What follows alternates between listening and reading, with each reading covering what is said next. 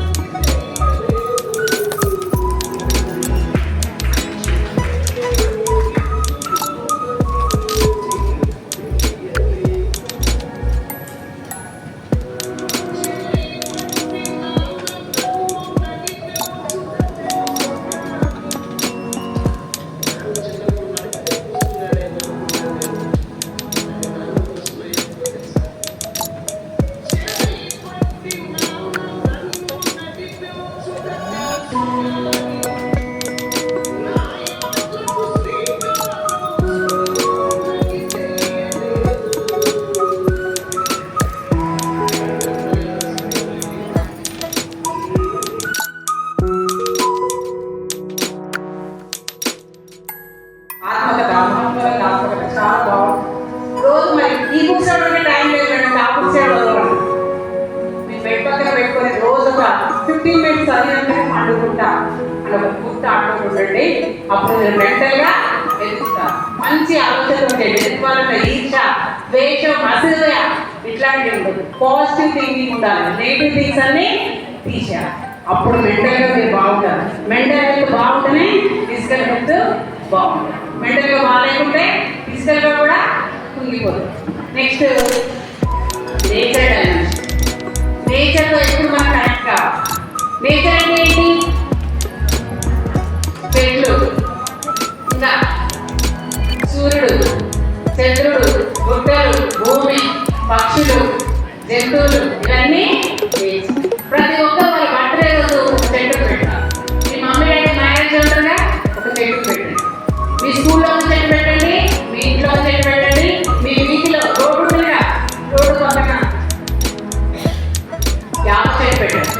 మీకు 25 years వచ్చాక ఆ చెట్టు దగ్గరికే వెళ్తాను. మీ స్కూల్కి వెళ్ళాక ఆ చెట్టు దగ్గరికే వెళ్తాను. ఇక్కడ ఉన్న వాళ్ళందరూ మీ బర్త్డేలకు చెట్లు పెడితే ఎన్ని చెట్లు అయితే తెలుసా? 1000 చెట్లు. ప్రతి బర్త్డే ఒక చెట్టు పెట్టండి. ఎందుకంటే ఈ భూలోకాన్ని రక్షించేదే చెట్టు. ఒక చెట్టు వల్ల మనకి ఏమొస్తాయి? ఫలాలు, పూలు, ఇంకా ఆక్సిజన్, తేలు, చెట్లు, కలప, నీడ ఇవన్నీ. మరి మనం ఒక చెట్టే ఏం చేస్తుంది? ఒక మనిషిగా మనం ఏం చేస్తుంది? అట్లాంటి చెట్టు రూపాయలు నాటితే సరిపోతుంది. సరిపోదు. చెట్లను నాటాలి. ప్లాస్టిక్ నివారణ, ప్లాస్టిక్ వాడదు. ప్లాస్టిక్ గ్లాస్, ప్లాస్టిక్ దానివల్ల భూకంపం, సునామీ ఇవన్నీ సముద్రాలు రూపొందుతున్నాయి. భూకంపాలు వస్తుంది. దీనికి కారణం ఏంటి? Plastic glass. ఎక్కడ మార్కెట్ పోయినా చేయించి వాడాలి. Plastic covers వాడదు. ప్లాస్టిక్ నివారణ చేయాలి. మన ఇంట్లో ప్రతి ఒక్క ప్లాస్టిక్ తీసేయాలి. అది భూమిలో తరగదు కాబట్టి భూకంపాలు. కాబట్టి మన నేచర్ నేచర్ బర్డ్స్ పొద్దున్నే బర్డ్స్ చూడండి, సూర్యుని చూడండి, సూర్యోదయం చూసారా ఎప్పుడన్నా? సూర్యాస్తమం చూసారా? మీరు పైకి ఎక్కి సూర్యుడిని సూర్యాస్తమాన్ని చూడండి. ఎగిరే పక్షులను చూడండి, ఎంత లైన్లో ఉంటాయి, ఎంత డిసిప్లిన్. పక్షులను చూసి నేర్చుకోవచ్చు, వాడకం